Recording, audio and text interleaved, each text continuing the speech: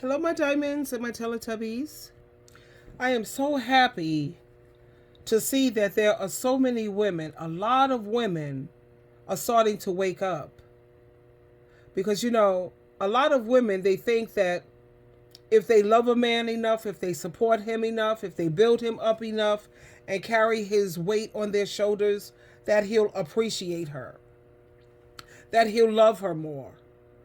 And they think he'll wake up one day and he'll say, you know what? Wow, she helped me become the man that I am today.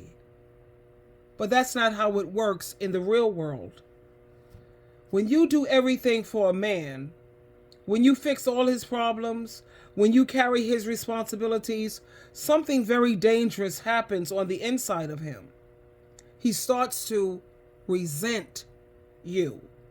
And listen to a girl who has experience. I speak from experience.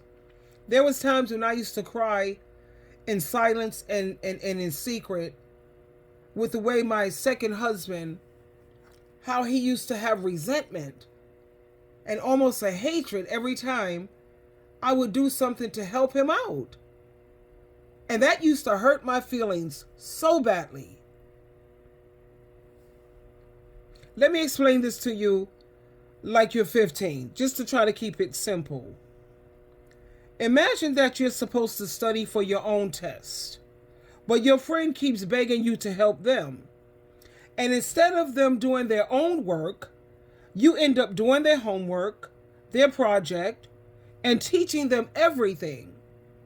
After a while, they start to feel embarrassed. They start feeling weak. They start feeling like you're making them look bad. And even though you were only trying to help them, they develop resentment. And that's exactly how grown men feel when a woman tries to build them. Let me share this clip with you, and then we'll come back and talk about it. And please, hit the thumbs up and the subscribe button if you find this is something that's helpful and something that you can relate to. Okay, let's listen. You don't build no man. Women have lost their lives, literally, trying to hold a man down and build him and give him some confidence, some money, somewhere to stay, a car to drive. Women have lost their lives. So women, stay in your femininity. Just exist. Don't build them. Because when he reaches his full potential, when he reaches his prime years, his 40s, his 50s, or whenever he come into a significant amount of money, if he win a lottery, baby, he going for his dream girl. I was watching a show a couple weeks back where this woman played the lottery. She was married. She played the lottery, I think won $20 million. She split the lottery ticket with her husband. You know what he did? He left her for a younger woman. And you know what the younger woman ended up doing? He actually ended up sleeping with her sister.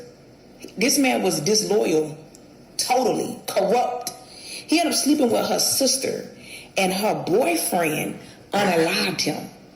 This is a true story.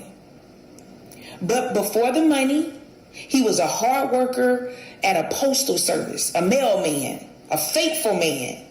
But when money came into the picture, it changed him. And that's the reason why a lot of men are still in their woman life, is because they haven't touched their prime years. They haven't touched some money yet. But you will see. And even the lady, the wife who wanted the lottery, she said, I wish I would have never won because I lost my husband. It destroyed my marriage. I didn't know he was going to change. So here she is, she done won 20 million.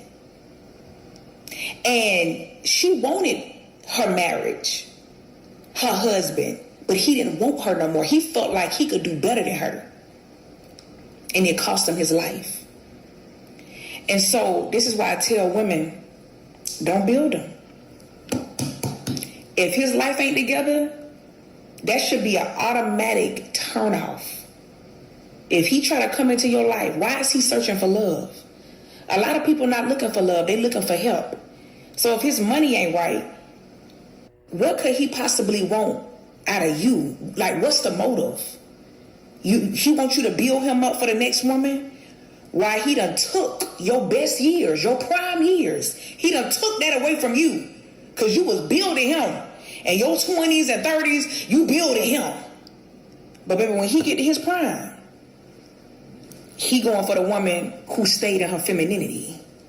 The woman who prioritized beauty and fitness. The woman who put herself first. Who loved herself. Come on now. Self-love will save you every time. If you tap into that self-love, you will be able to walk away. Uh-oh, this don't serve me. Hold on. I'm not benefiting in this relationship. I'm pouring out. Where's the reciprocity? I poured into you. Where's my return? I'm not getting it. I'm out. I wish you the best. But y'all wait until kids are involved, years are invested, hearts are shattered and broken, then you leave. And then you're broken.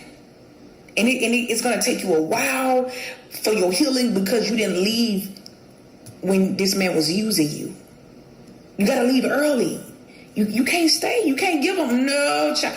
My longest relationship I ever been in was 13 months. Literally, 13 months. Now, 13 years. Now, I was a fool. Now, I ain't finna sit up here and act like, no, I was a fool. I was lost. But that was 13 months. The longest. And God pulled me up at that thing. So, you can't be giving these men years of your life. Because you can't get that back. You can get money back. But time, you can never get that back. So make sure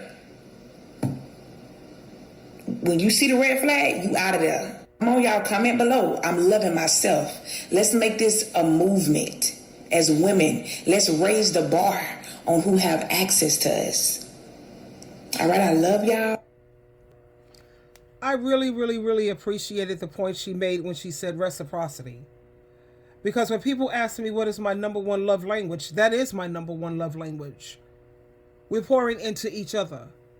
Because if you're constantly pouring into someone and they're not pouring back into you, now you're empty. And I'm talking about we have to pour equally into each other. She made some very, very good points. When you see that first red flag, it's time for you to say, I'm out. Deuces. It's been real. But you have, like, the longest I've ever been with someone is 11 years. And that was with my second husband. I wasn't married to him for 11 years, but I dealt with him for 11 years. And then with Gregory, that was 9 years. My first marriage, that was 7 years that I was with him.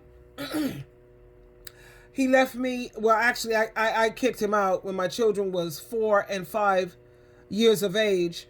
And even though I lost my virginity to my husband, had my children within wedlock, I still ended up a single baby mama. Why? He cheated on me. You only have one. I gave him a second chance. And after him, going forward, I never gave another man a second chance. I'm one and done. You got one time to try to destroy me. I'm not going to give you a second shot at me. That ain't happening. Let me share this other clip with you, which is just so beautiful. How men, a lot of them, they don't fall in love with you for your heart, sweetheart. They fall in love with you for your hands, for the free labor, for the house slave, the mammy. And I love, love, love the way she broke it down. And this is my beautiful, beautiful girl who I love her so much because I remember when I was in the hospital and I wasn't doing well, she definitely got in contact with me with the quickness, with nothing but words of encouragement and motivation and checking in on me. And this is Tonya TKO. And she's just like, I love her so much. Let me share this with you.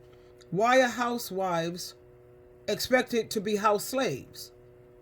And it's like I said, They don't fall in love with you for your hands, your heart, baby. It's all about the free labor. And I want to make this point also before I start this. When have you ever seen these men work for free? They don't work for free. And I did my research on how much a housekeeper gets paid.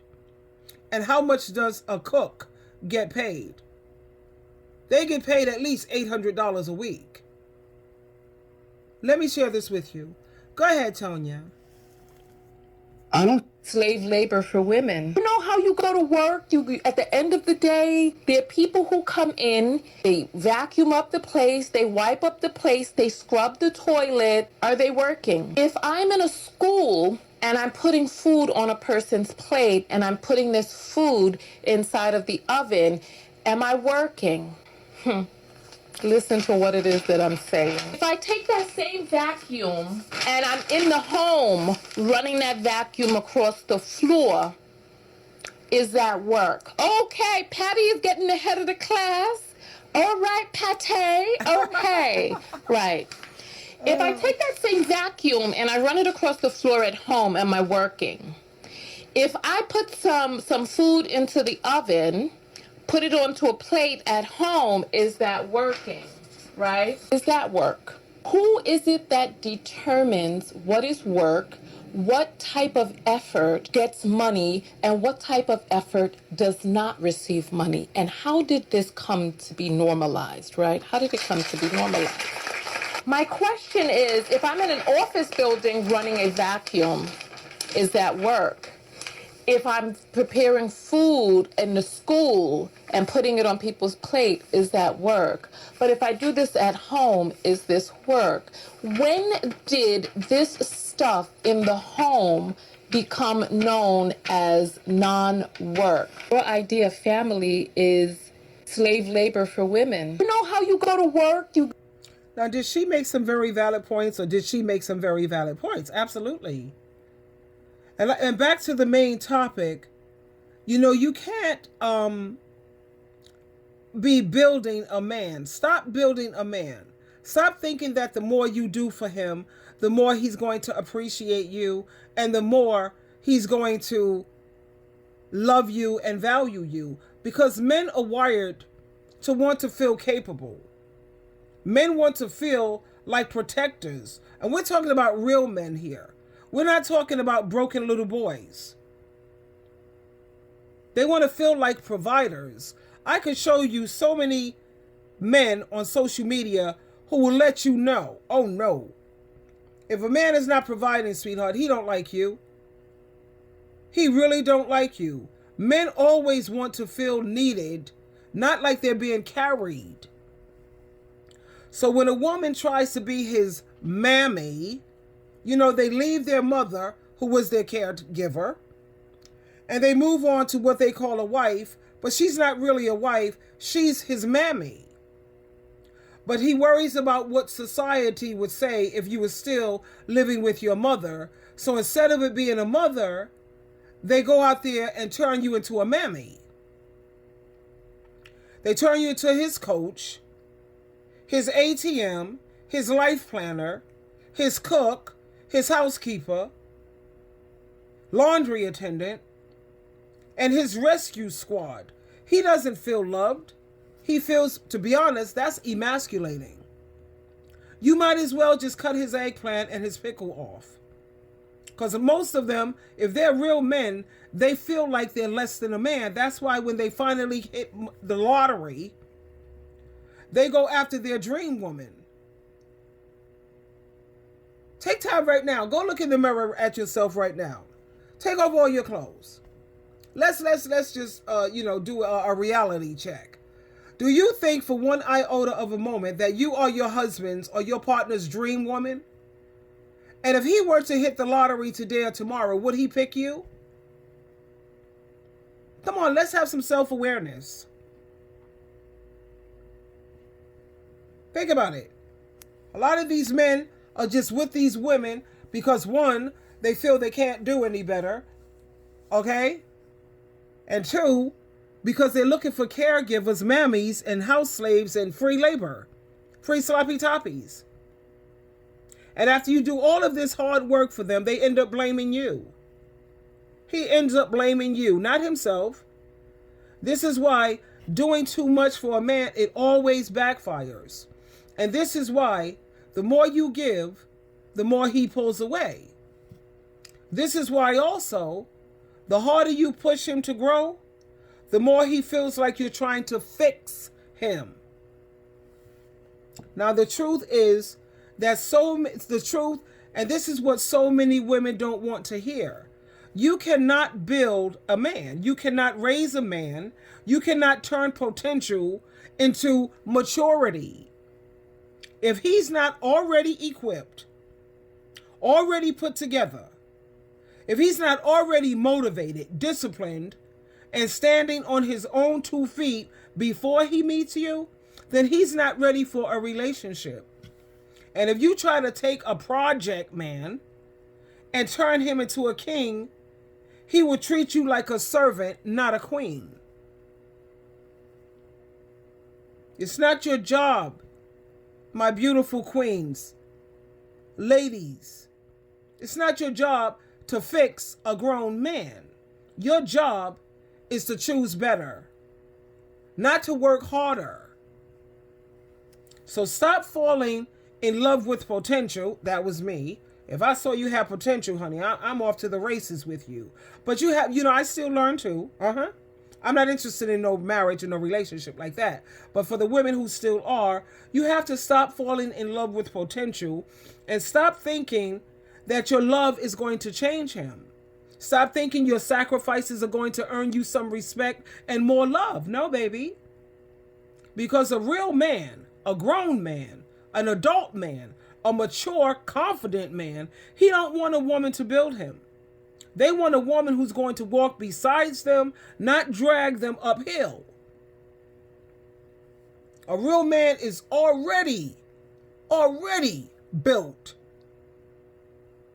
And he's building himself. So please, don't just hear me. Please listen to me clearly. Choose a man who is ready, not a man you have to get ready.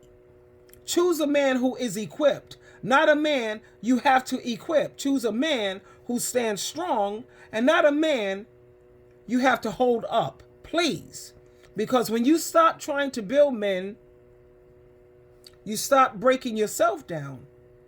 And when you love yourself enough to choose a man who is already whole and finally experience a relationship where you can breathe and when you can rest and where you can be appreciated, you don't have to worry about being resented or him having a lot of resentfulness towards you, which eventually turns to hatred. So please, listen to what I'm asking you, because, the decision is yours in the end. I'm just putting the advice out there, and I don't want you to hear it just from my point of view, which is why I like to do reaction videos, because you get to hear every different people's outlook. So please protect yourself, ladies. If you still want that, I recommend stay single. Live the Delaney sister lifestyle. Support your own gender. Build sisterhoods and sister circles. That's what I recommend. At the same time, you still have some women, as far as I'm concerned, who are SOS, and it is what it is. Twinkle, twinkle, twinkle.